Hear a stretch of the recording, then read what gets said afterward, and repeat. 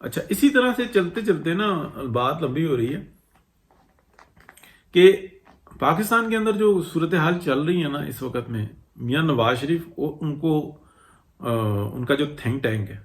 اس میں پاکستانیز ہیں، بینکرز ہیں سابق بہت بڑے بڑے، اور دوسری طرف جو انسان ہے وہ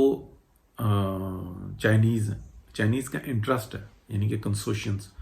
اور اب جو انسان ہے وہ چائنیز کے ساتھ جو انسان ہے رشینز بھی ہیں، اور وہ یہ جانتے ہیں کہ پاکستان کو اگر ہم راستہ بنانا چاہیں نا تو راستہ نہیں بن سکتا، پاکستان کو ہمیں معاشی منڈی بنانا ہوگا، پاکستان کو ہانگ کانگ کے طریقے سے بنانا ہوگا۔ ہانگ کانگ ایک مارکیٹ ہے نا،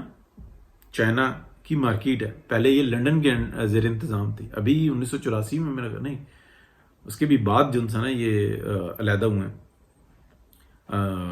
چائنا سے۔ تو یہ جو انسی ہے نا اسی طریقے سے پاکستان کو بھی پورا ہانگ کانگ بنانا پڑے گا ان کو، ایسا نہیں ہو سکتا کہ صرف ایک راستہ ہے اور نکل گئے،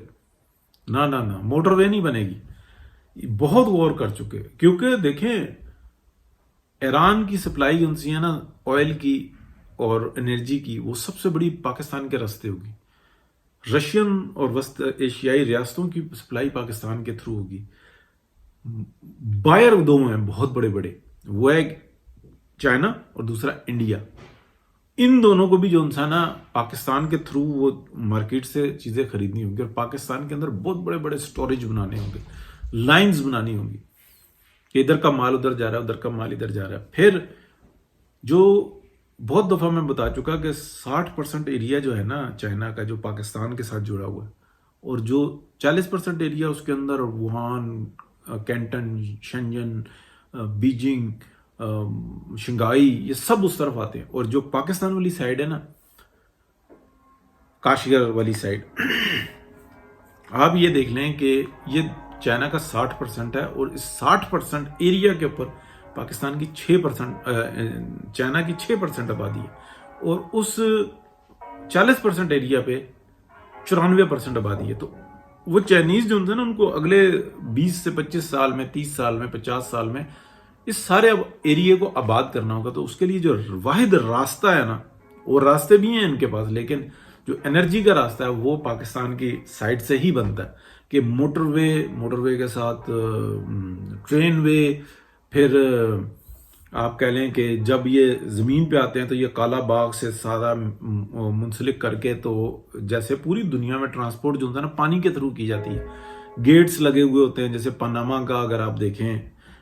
لیک، اور اس طریقے سے یہ چیز بنانی پڑے گی، کیونکہ یہ انتہائی سستا جو انسان یہ وے ہوتا ہے، اور پاکستان میں بن سکتا ہے، ایک بہت بڑا پروجیکٹ ہوگا بلینز آف ڈالر کا، لیکن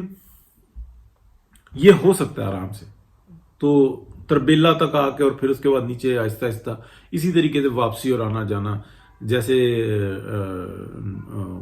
نہر سویز کا ہے، اسی طریقے سے یہ پاکستان کے بنانا پڑے گا، اور یہ کوئی اتنا مشکل نہیں ہے۔ آپ بتائیں نا چائنا سے جو وہاں پہ کاشتکاری کے مطلب کچھ مراحل آ جاتے ہیں، جو جنگل آباد کریں گے، جو لکڑی ہوگی، کیا لکڑیوں کو وہ ٹرالوں پہ رکھ کے لائیں گے؟ کاسٹ آ جائے گی، اس بات کو سمجھیں۔ اس کو لیے وہ ایک سلو لیکن انتہائی سستا نظام بنانا پڑتا ہے، کسی حد تک مطلب ٹرینز کے تھرو لائے اور پھر وہ پانی کے ایریا تک لے آئے اور اس کو شفٹ کر دیا، پھر وہ آہستہ آہستہ جو نا اچھا اچانک نا فون بند ہو گیا تھا، اور آئی تھنک میموری کا ایشو تھا، تو ابھی بات ادھر ہی ختم کرتے ہیں، انشاءاللہ اگلے اس میں بات کریں گے، تو تفصیل سے بات کریں گے، اور یہ اس پہ بات ہونی چاہیے جب میرا یقین ہے اس بات پہ، اور میرا نہیں، بہت سارے جو علماء جس کی میں بات سنتا ہوں کہ جب بات کھول دی جاتی ہے نا، جو اندر بات ہوتی ہے وہ کھل جاتی ہے، لوگوں کو پتہ لگ جائے، تو پھر معاملات بہتری کی طرف چل پڑتے ہیں۔ تو جیسے کوئی بچہ ہوتا ہے نا، اس کا پتہ لگ جائے نا کہ یہ بدماشی کر کیا رہا ہے، تو جو پڑھے لکھے سے مراد جاتا ہے باشعور جو ماں باپ ہوتے ہیں نا، اس کو قابو کر لیتے ہیں، اور بہت سارے مجبور ہوئے ہوتے ہیں محبت میں، تو وہ پھر اپنا بھی خرابی کرتے ہیں، بچے کے لیے بھی خرابی ہوتی ہے۔ تو ہمیں کھل کے ہی بات کرنی ہوگی، تب ہمیں پتہ لگے گا کہ انٹرسٹ کن کے کیا ہیں، تو پھر پتہ لگ جائے گا۔ پاکستان کے لیے یہ جو فیسلیٹیشن کی جاتی ہے لوگوں میں، یعنی کہ افسران کے اندر اور دیگر جگہوں پہ، اور جو جن کو اب آج کل ہم سیاستدان کہہ رہے ہیں، جیسے پی ٹی آئی ہے یہ سیاستدان نہیں ہیں، یہ تو وارداتی ہیں. تو کیوں کی جاتی ہے یہ وجہ پتہ لگ جائے تو پھر آسانی ہو جاتی ہے. بہت شکریہ جی، اللہ حافظ.